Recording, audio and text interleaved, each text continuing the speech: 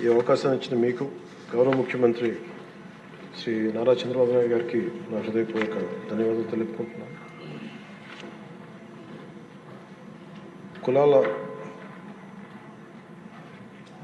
కొట్లాటలో వెనుకబడిన కులాలు, అత్యంత వెనుకబడ్డ కులాలు, దేవాలయాలు కూడా అడుగుపెట్టనివని పరిస్థితుల్లో వీళ్ళందరి జీవితాలు బాగుండాలి అనే జాతిపిత మహాత్మా గాంధీ గారు ముందుకు తీసుకొచ్చింది.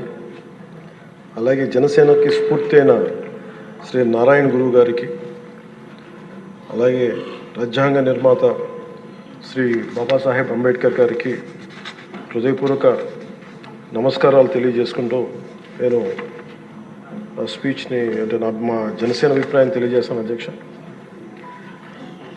గత 2 దశాబ్దాలుగా ప్రత్యేకించి ఇంకా స్పష్టంగా చెప్పాలంటే 2004 నుంచి చాలా దళిత మేధావులతోటి, చాలామంది దళిత కార్యకర్తలతోటి, అటు మాల మాదిగ ఉపకులాలు కావచ్చు, అన్ని రకాలుగా చాలామంది మేధావులతోటి చర్చల్లో పాల్గొన్నవాడిని. అధ్యక్ష, వారు నన్ను మనస్ఫూర్తిగా ఆహ్వానించారు. అలాగే బహుజన సిద్ధాంతం కానీ వీటి పట్ల ఆకర్షితులైన వాడిని. అందువల్ల నన్ను చాలాసార్లు ప్రత్యేకించి వర్గీకరణ గురించి అనేక పర్యాయాలు దీని గురించి మాట్లాడుతూ ఉండేవాళ్ళు. నాకు తెలిసిన అనేక మంది మేధావుల్లో ఒకరు, చాలా కీలకమైన వ్యక్తి, central university professor Shri Nimmaladinna Sudhakar garu. అలాగే మాల మాదిగ ఐక్యత కోసం కలిసి ఉండాలి కానీ వర్గీకరణ జరగాలని కోరుకునే కళాకారుడు, కవి మాస్టర్జీ గారు. అంటే ఎలాంటి వ్యక్తులను నేను కలుసుకున్నానంటే, ఆయన మాదిగ కులస్తుల అయింది కూడా ఆయన మాలకులానికి చెందిన ఆంధ్రాకి చెందిన మాలకులానికి చెందిన వ్యక్తిని పెళ్లి చేసుకొని మాల మాదిగ ఐక్యత ఉండాలి కానీ వర్గీకరణ జరగాలని ఇలాంటి ఎన్నో ఆర్గ్యుమెంట్స్, ఎన్నో రకాల అభిప్రాయాలు ఉన్నాయి. వీటన్నిటి మధ్యలో మేము ఒక బలంగా దీన్ని తీసుకున్నాం. అధ్యక్ష, ప్రత్యేకించి రిజర్వేషన్స్ కానీ చాలా డిస్కషన్స్ ఉండేవి ఆ టైంలో.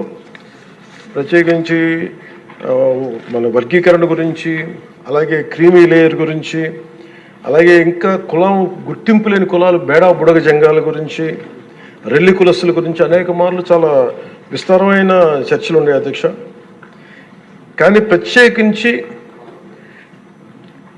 ముఖ్యంగా అంటే ఉదాహరణకి దళితులు ఎలాంటి గొప్ప మేధావులను కలుసుకున్న నిమ్మలదిన్న సుధాకర్ గారు, వారు చెప్పింది, ఆయన స్వతహాగా దళిత కులానికి చెందిన మాల కులస్తులు అయింది కూడా అసలు దళితుల కంటే వెనుకబడ్డ యానాదుల కులం గురించి ఆయన రీసెర్చ్ చేసి వారికి నిలబడాలి అని చెప్పి చాలా ముందుకు తీసుకెళ్లే వ్యక్తి. అధ్యక్ష, అలాంటి ఎంతోమంది చాలా ఉన్నతంగా ఆలోచించి నేను దళిత కులస్తుల్ని, దళిత మేధావులతో నేను కలిసి వచ్చిన వాడిని, వారితో నడిచిన వాడిని.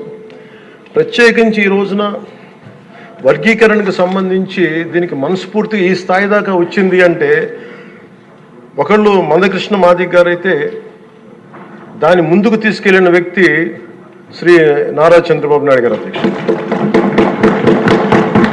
ప్రత్యేకించి మేము హైదరాబాద్ రోడ్ల మీద మేము తిరుగుతున్నప్పుడు మందకృష్ణ మాదిగ గారు అప్పుడు మాదిగ కులానికి వన్నె తెచ్చిన, ఆత్మగౌరవం అనే నినాదం తెచ్చిన మందకృష్ణ మాదిగ గారికి మనస్ఫూర్తిగా నేను వారికి నా ధన్యవాదాలు తెలుపుతున్నాను. అధ్యక్ష, ఎందుకంటే ఒక చిన్నబుచ్చుకునే తనం నుంచి మిగతా కులాలకి ఏమాత్రం సర్నేమ్స్ అని అన్ని కులాలు పెట్టుకుంటాయి, కానీ మాదిగ కులం పెట్టుకోవాలంటే ఇబ్బంది పడే పరిస్థితుల్లో నేను మాదిగానే చెప్పగలిగే గుండె ధైర్యంతో, ఆత్మగౌరవంతో దాన్ని ముందుకు తీసుకెళ్లిన మందకృష్ణ మాదిగ గారిని అసెంబ్లీ సాక్షిగా మనస్ఫూర్తిగా వారిని అభినందిస్తున్నాను. అధ్యక్ష, అలాంటి ఆత్మగౌరవ పోరాటాన్ని ముందుకు తీసుకెళ్లి దాన్ని ఆంధ్రప్రదేశ్ ఉమ్మడి రాష్ట్రంలో ప్రవేశపెట్టిన ఘనత, దాన్ని ముందుకు తీసుకెళ్లిన ఘనత శ్రీ నారా చంద్రబాబు నాయుడు గారికి, మన గౌరవ ముఖ్యమంత్రి గారు దక్కుతుంది. అధ్యక్ష, ఈ రోజున దేశ స్థాయిలో దీన్ని ముందుకు తీసుకెళ్ళగలుగుతున్నాం అంటే, ప్రధానమంత్రి గారు దృష్టిలో పడింది అంటే దానికి నాంది ఆంధ్రప్రదేశ్ నుంచే పడింది. అధ్యక్ష, మేజర్గా మాకు అప్పుడు నేను ఇలా దళిత మేధావులతో అందరితో మాట్లాడుతున్నప్పుడు, ఇది వర్గీకరణ మాల కులస్తులను తగ్గించి మాల కులస్తులకి అన్యాయం జరుగుద్దని చాలా 2 వర్గాల వారు కూర్చొని మాట్లాడుకునేవాళ్ళు. అధ్యక్ష, ఆ టైంలో నాకు వినిపించిన ఆర్గ్యుమెంట్స్ అధ్యక్ష, ఉదాహరణకి ఏపీలో మాల కులస్తులు, మనకి తెలంగాణలో మనకి మాది కులస్తులు ఎక్కువ అధ్యక్ష. అలాగే ఇది ఒక్కొక్క చోట ఒక డామినేట్, ఒక్కొక్క కులం సబ్ క్యాస్ట్ ఎక్కువ బెనిఫిట్ తీసుకుంది రిజర్వేషన్లో, ఇది మిగతా వాళ్ళకు కూడా చెందాలనే దానిదే ఈ వాదన ఇది. ఉదాహరణకి రాజస్థాన్లో అయితే మేఘవాల్స్, జాటోస్ ఎక్కువ తీసుకుంటారు రిజర్వేషన్లో. భైరవ కులస్తులు కానీ కోలీస్ కానీ దీన్ని తక్కువ శాతం తీసుకుంటారు. ఇక్కడ వాళ్ళు బెనిఫిట్ అవుతారు అధ్యక్ష రాజస్థాన్లో. అలాగే మనకి ఉదాహరణకి పంజాబ్లో అయితే రవిదస్య, ముఖ్యంగా చెప్పాలంటే అక్కడ మన మాదిగ కులస్తులతో సమాన చమార్ కాస్ట్, వాళ్ళు ఎక్కువ బెనిఫిట్ తీసుకుంటారు అధ్యక్ష.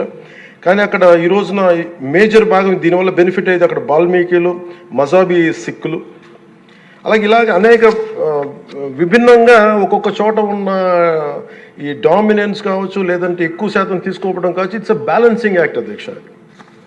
ఇది వీటన్నిటిని గుర్తించి మనస్ఫూర్తిగా ఈ రోజున నారా చంద్రబాబు నాయుడు గారి ఆధ్వర్యంలో ఈ రోజున ఈ ఎన్డీఏ కూటమి ప్రభుత్వం ఈ మా రిజర్వేషన్ వర్గీకరణ బిల్లుని మనస్ఫూర్తిగా జనసేన తరపు నుంచి మనస్ఫూర్తిగా మేమందరం సమర్థిస్తున్నాం అధ్యక్ష. ప్రత్యేకించి నేను మొన్న రాజీవ్ రంజన్ మిశ్రా గారితో మాట్లాడుతూ ఉంటే 100 నుంచి 10,000 లోపు ఉన్న దాదాపు 59 ఉపకులాలు, మా దళిత కులాలు, ఇవన్నీ మాలమాదిగా దళిత ఉపకులాలతో సహా 59 ఎక్కువ సంఖ్యాబలం ఉన్నాయి. దీన్ని ఎలా చేస్తారంటే 100 లోపు నుంచి 10,000 లోపు ఉండే 46 కులాలు అధ్యక్ష. కొన్ని కులాలు దాదాపు 30-40 మంది కూడా ఉన్నారని వారు తెలియజేశారు అధ్యక్ష.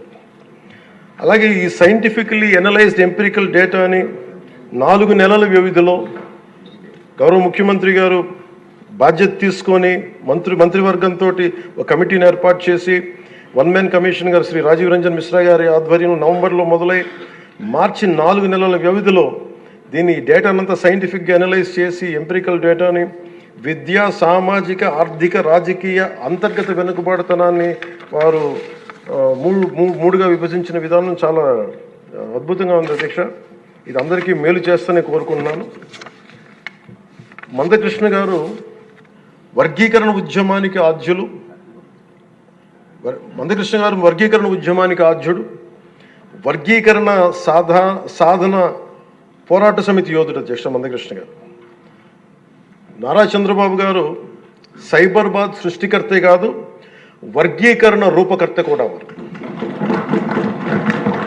శ్రీ మోదీ గారు నయా భారత్ నిర్మాతే కాదు, వర్గీకరణ ఫలప్రదాత కూడా. అందుకని మనస్ఫూర్తిగా ఈ వర్గీకరణ బిల్లుని ముందుకు తీసుకెళ్ళి దీనిని ఆంధ్రప్రదేశ్ అసెంబ్లీలో ఈరోజు ప్రవేశపెట్టినందుకు మనస్ఫూర్తిగా ముఖ్యమంత్రి గారికి, అందరికీ, మంత్రివర్గానికి, సభ్యులందరికీ మనస్ఫూర్తిగా ధన్యవాదాలు తెలుపుకుంటూ స్పీకర్ గారికి నా హృదయపూర్వక ధన్యవాదాలు తెలియజేసుకున్నాను అధ్యక్ష.